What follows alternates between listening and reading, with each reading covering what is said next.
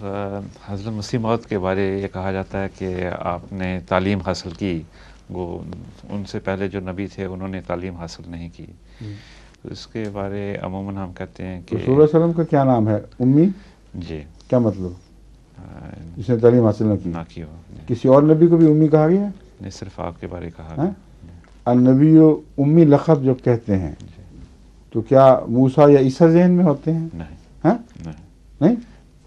اور قرآن کریم جو کہتا ہے وہ تورات پڑھا کرتے تھے انبیاء گزشتہ، اور کتاب پڑھ کر اس سے استنباط کیا کرتے تھے.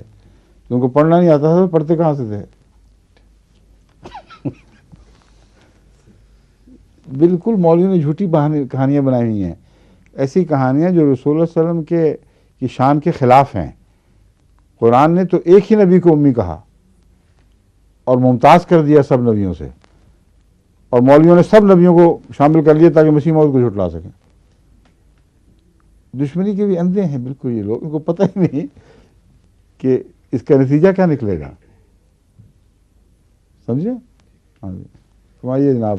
حضور باجوہ صاحب. مسئلہ کشمیر ظہور مہدی آخر